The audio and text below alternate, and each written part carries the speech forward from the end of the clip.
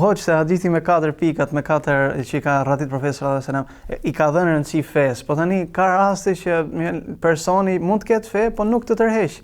A mund të shikohet diçka tjetër për shembull për martesë, mund të qelloj që ta martosh? Atëherë, se ndoshta shumë njerëz e kanë keq kuptuar hadithin e pejgamberit sallallahu alaihi wasallam. Profeti nuk thot që jepi rëndësi fesë dhe mos jep rëndësi këtyre pikave tjera. 4 pika cilat ishin? Pasuria, fisi i saj, po, edhe bukuria, pastaj feja. Profeti nuk thot jepi rëndësi fesë dhe mos jep rëndësi këtyre tjerave. Por nga këto të 4-ta, më rëndësishme është feja, sepse mund të jetë një femër shumë e bukur, apo mund të jetë një djalë shumë i hishëm, në syrin e një vajze ta quash, por ai nuk ka lidhje me Zotin e vet. Ky person dhe ajo e re nuk kanë mëshirë në zemrën e tyre nëse nuk besojnë Zotin. Nuk kanë sinqeritet në zemrën e tyre nëse nuk janë të lidhur me Zotin. Prandaj dhe duhet dhënë rëndësi anës besimit dhe fesë. Kjo është, domethënë, parimi numër 1, po jo se duhet mungojnë këto tjerat. Ke dhe argumente madje nga vetë jeta e profetit alayhi salatu wassalam. Profeti çfarë u tha Kurejshve? Thot, nëse doni të martoni me femrat e ensareve, shikojeni mirë, thot, në sytë e tyre, sepse në sytë e tyre ka diçka.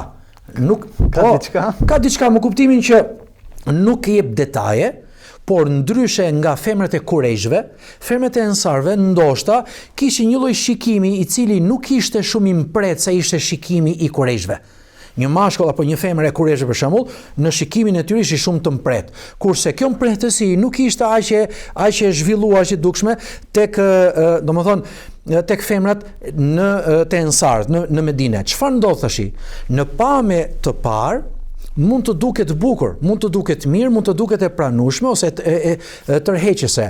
Por kur afrohesh afër thu, jo, po nuk është kjo ajo që pash unë. Tani këto detaje përse i përmendi pejgamberi sallallahu alajhi wasallam në mënyrë që përtej fesë, nëse është një person, një djalë i ri apo një vajzë e re me fe dhe besim dhe moral të mirë, por duhet të jetë edhe pranueshme, minimalja dhe tërheqëse maksimalja, me që përmendet çështën e bukurisë.